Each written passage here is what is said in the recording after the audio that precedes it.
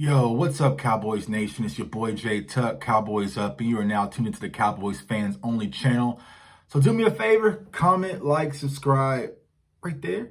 I think it's right there, somewhere down there. Go ahead and do your boy a favor, man. I appreciate all your support. So, want to dive in on this quick topic right now that everyone seems to be talking about on Twitter. Follow me on Twitter at JTuck151. But I guess Mel Kiper just released a new mock draft, and what it's really saying is that the Dallas Cowboys trade out of the 10 spot with the New England Patriots. So they take 15, we take 15, they take 10, they take a quarterback, but we get next year's first round pick from the New England Patriots.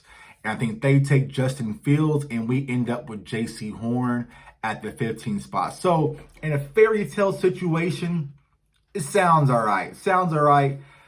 But I'm going to be completely honest with you, Cowboys fan. I am completely out of the trade back option.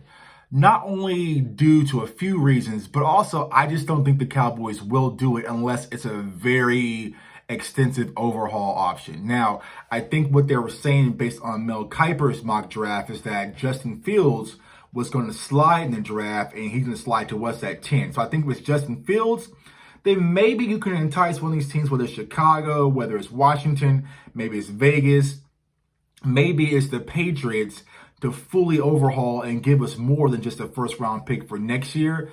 But it really remains to be unseen, because I think that Justin Fields would be the only caliber quarterback that will be able to do that. If it's Mac Jones or Trey Lance, I don't think that's going to be an option, because I feel like, when it comes down to the Patriots at 15, you think about who's in front of them, there really isn't anyone that's in the quarterback market besides maybe Philadelphia if they do something stupid, right? So I feel like the Patriots can really sit back and wait for one of these quarterbacks to fall if it's between Mac Jones or Trey Lance. Now, the only concern would be, do they want to jump up and just sure and get their guy before one of these other teams try to jump ahead and take one of the guys off the table? That's a possibility, but I just don't see the Patriots wanting to move up to 10. I believe if the Patriots really have their guy in mind, they are going to want to move up a lot early, and they've been one of the teams that's been tied to the Falcons trying to get that 4th spot. So me personally, the Dallas Cowboys, I don't think we should move back for a few reasons, right? First reason, of course, let's take Kyle Pitts out of it, right? But the opportunity with the team that we have in place, granted, we went through a lot of injuries and we didn't win the division when we clearly should have. We now have the leading draft pick in our division, right? Over Washington, over the Giants, over Philly, because Philly traded back, right, to 12. I feel like the Cowboys are wanting to take advantage of that, because they know if we're able to get a high-quality player, we shouldn't be drafting in the top 10 anytime soon. So you can get an elite talent and plug him in with all the weapons that we already have, whether it's a Slater, a Penei Sewell, whether it is a Patrick Surtain or a J.C. Horn or, a Jamar Chase or, Kyle Pitts. You're able to plug one of these players in, and you're pretty much playing with house money to get you an instant elite guy.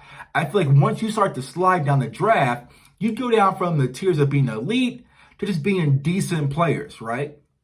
And I feel like the Cowboys really want to seize the opportunity, so I don't see that being an option. Now, let's say, for instance, something goes wacky and there is a Justin Fields that falls to us and the Patriots are looking complete overhaul. Maybe it's 2 first-round picks or something like that. Okay, then we'll listen. But just for next year's first-round pick from New England, that isn't enticing for me enough, because here's the possibility and the risk that we run into. Let's say, for instance, we move back, right? And let's say Patrick Surtain goes to the Eagles according to Kiper's mock, right? There's a possibility that J.C. Horn could slide out just as early, right after Surtain. Because I feel like in the draft, you're going to see Surtain and then you're going to see Horn. It's going to go like that. It's going to be fairly quick. Sorry, that's my iPad buzzing. But it's going to be fairly quick when you see these guys go off the board as far as the cornerback position. Now, there was talks about Caleb Farley perhaps being a guy that you could probably sleep on. I'm completely out on the whole Caleb Farley idea, especially with the back injuries. I don't think he's worth an investment for us, the Cowboys' perspective, in the first round, maybe second round if there's able to be a slide. So a lot of people are thinking, all right, Tuck, but we could take the draft picks that we get and maybe move back into the second round or maybe move back into the first round of this year's draft. But what I'm trying to explain to a lot of people, we can do that currently as we stand. We could package up our 2 third round picks and move back up into the second round and get 2 guys in that round, right? And so we have 10 picks, y'all. There's a ton of draft capital that we already have. I'm just not a believer of having 10 picks and then trading back in the draft and getting a kind of a mid-tier guy, but we get an extra pick for next year. We're going to have more comp picks probably next year and so on. It's really just not worth it for me. So what I'm really looking to accomplish in this draft is a guy that we can plug in and that can really transcend this team forward, whether it's offensively or defensively. I just don't see that being the case. I don't think there's any value for the Dallas Cowboys perspective of trading back, getting next year's first round pick. We run the risk of losing out on Horn or Surtain. Let's say, for instance, we end up with like a Xavier Collins or, maybe it's a Barmore that some people are thinking about, a defensive tackle. I feel like that's not worth what we're giving up, because what you're also running the risk of, like I said, the Eagles, the Giants getting one of their guys. And we had this conversation last night.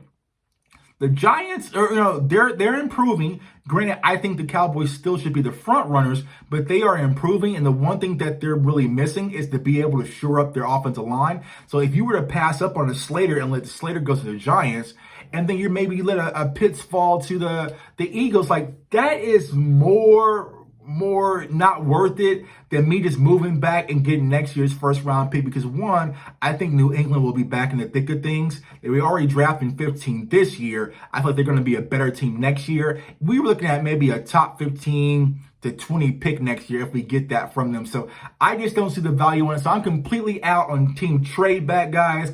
I know it's a hot topic, man, but tell me what your thoughts are. I just don't see the value in it, man. A lot of people are playing Madden franchise mode where you trade 2 7-round picks and you get 3 6 and take your 6s and you can take the 4.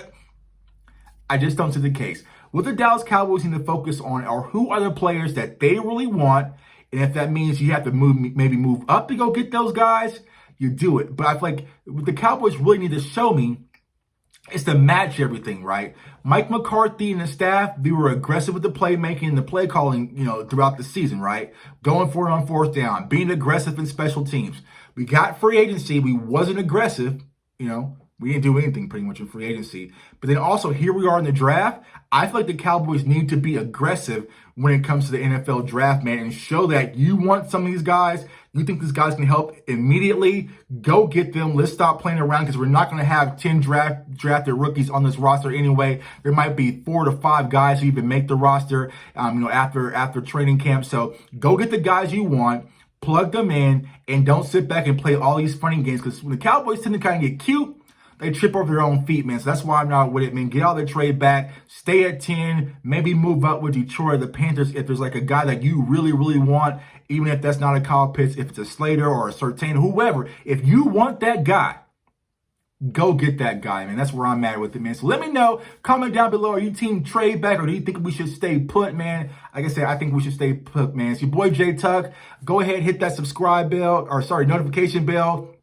Subscribe to the channel. I appreciate all the subscribers, man. We got some live shows coming up. Also tonight at 7 p.m. Central Time, my guy Skywalker Steel on the Cowboys Network. I was on episode 2 of Around the Nation, man, so definitely check in. I'm going to post that link below, man. It's fun content with a lot of great Cowboys content creators, man. We're getting closer to draft time, man, so, the fun is starting to pick up, man. Also catch me with my Star Gang family tomorrow night at 8 p.m. Central, and then also on Thursday night at 8 p.m. Central, I'm going on with Space Cowboy, man. So we're working, staying busy, providing you guys that Dallas Cowboys content. So I appreciate each and every one of you, man. It's your boy Jay Tuck signing off, saying peace. Go Cowboys. Do not trade back. I have a question.